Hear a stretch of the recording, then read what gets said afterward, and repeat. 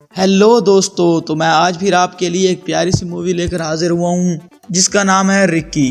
तो बगैर किसी इंतज़ार के शुरू करते हैं।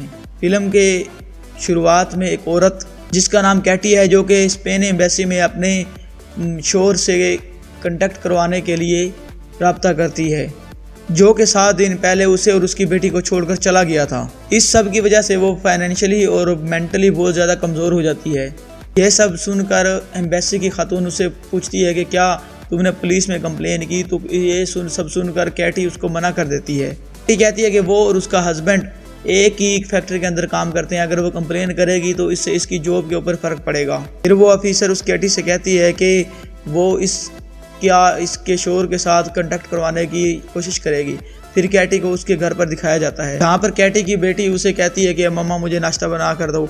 उसके बाद कैटी उसके लिए नाश्ता बनाती है और फिर उसको स्कूल छोड़ देती है और उसे कहती है कि वो शाम को उसे लेने आएगी। फिर कैटी फैक्ट्री में पहुंच जाती है और वहाँ पर काम करते हुए उसकी नज़र एक नए एम्प्लॉय पैको पर पड़ती है। पैको भी कैटी को देख रहा होता है। उसके बाद लंच टाइम हो जाता है और वहाँ पर भी एक दूसरे को देखते रहते हैं। फिर पैको उसके करीब आता है और वो एक उससे बात करता है। फिर वो दोनों फैक्ट्री की टॉयलेट में एक दूसरे के बहुत ज़्यादा करीब आ जाते हैं। फिर कैटी वापस आ जाती है और उसे ज़्यादा काम करना पड़ता है, क्योंकि वो लंच के बाद पैको के साथ काफ़ी वक्त गुजार कर आई थी, जिसकी वजह से कैटी अपनी बेटी लीज़ा को लेने के लिए भी काफ़ी लेट हो जाती है। अगले दिन भी यही रूटीन चलती है और पैको कैटी को डेट पर आने के लिए बोलता है। फिर कैटी लीज़ा को घर पर छोड़कर पीको के साथ डेट के लिए चली जाती है। डेट पर पीको कैटी से उसके हस्बैंड और उसके बच्ची के बारे में पूछता है। तो फिर कैटी बताती है कि उसका हस्बैंड उसकी बेटी लीज़ा को उसकी मौत से पहले ही मार देना चाहता था, लेकिन वो ऐसा ना करने की वजह से कैटी को छोड़कर चला जाता है। फिर पीको बताता है कि उसकी भी कुछ अरसे पहले ही स्पेन में शादी हुई थी, जो कि ज़्यादा लंबे अरसे के लिए नहीं चल सकी। फिर वो दोनों कैटी के घर पर वापस आते हैं। दोनों आपस में कुछ अच्छा वक्त गुजारते हैं। मॉर्निंग में कैटी लीज़ा को पीको से इंट्रोड्यूस करवाती है, लेकिन लीज़ा कुछ बोले बगैर अपने कमरे में चली जाती है। फिर कैटी लीज़ा के पास जाती है और उसे बताती है कि हम इनके साथ अपनी फैमिली दोबारा से शुरू कर सकते हैं। आगे चलकर दिखाया जाता है कि पीको लीज़ा और कैटी के साथ उनके घर पर रहते हैं और वो साथ ही दोनों फैक्ट्री भी आते जाते हैं, जिसकी इन सब की वजह से लीज़ा को काफ़ी टाइम मिल जाता है। फिर उसके बाद काफ़ी महीनों का समय गुजर जाता है और फिर कैटी एक खूबसूरत बेबी को जन्म देती है, जिसका नाम रिक्की रखा जाता है। उसके बाद कैटी घर रहकर ही उस रिक्की का ख्याल रखता है और अब उसने लॉटरी भी खेलना शुरू कर दिया है, लेकिन उसकी लॉटरी नहीं लगती। इस सब की वजह से पीको ही फैक्ट्री का सारा काम संभालता था। एक दफ़ा वो घर आने में ज़रा देर कर देता है, क्योंकि वो घर पे रिक्की के शोर की वजह से सो नहीं सकता था। कैटी और पीको डिसाइड करते हैं कि वो बारी बारी काम पर जाया करेंगे। अगले दिन कैटी काम पर चली जाती है और पीको घर पर रहकर ही रिक्की का ख्याल रखता है। रात को जब कैटी घर जाती है तो वो रिक्की के कपड़े बदलने जाती है, तो वो उसकी कमर पर कुछ निशान देखती है।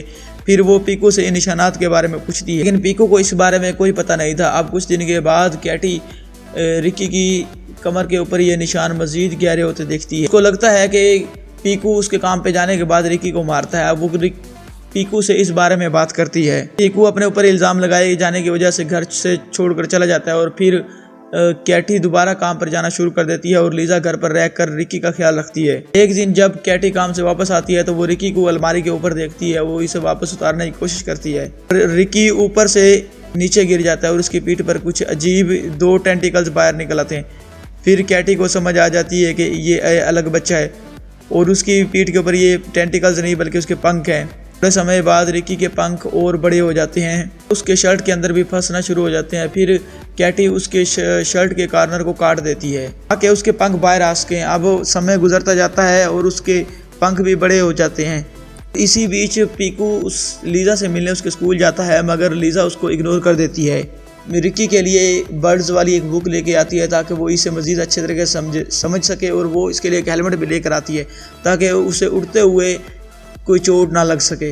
रात वो $2000 लॉटरी जीत जाती है और अगले दिन वो लीज़ा और रिक्की के साथ शॉपिंग के लिए जाती है सुपरमार्केट, ताकि वो वहाँ पर जाकर शॉपिंग कर सके। वो वहाँ पर रिक्की को अकेला छोड़ देती है, जिसकी वजह से रिक्की उड़ना शुरू हो जाता है और लोग उसकी वीडियो बनाना शुरू कर देते हैं। काफ़ी लोगों को लगता है कि ये किसी किस्म का सुपर टॉय है और ये सुपरमार्केट वालों की ही एक स्ट्रेटजी है। सिक्योरिटी कारण की वजह से सुपरमार्केट को खाली करा लिया जाता है और फिर रिक्की को हॉस्पिटलाइज कर दिया जाता है। वहाँ पर डॉक्टर कहते हैं कि हमने ऐसा बच्चा कभी नहीं देखा और वो रिक्की के ऊपर टेस्ट करना चाहते हैं, लेकिन वो केटी की सलाह के बगैर ऐसा कुछ नहीं करेंगे। केटी इनको रिक्की के ऊपर टेस्ट करने से मना कर देती हैं और फिर वो केटी को रिकी को हॉस्पिटल के अंदर ही रखने की सलाह देते हैं और वो केटी उस रिकी को घर ले जाती है। अगले दिन पीकू केटी से मिलने आता है और फिर वो एक दूसरे को माफ़ कर देते हैं।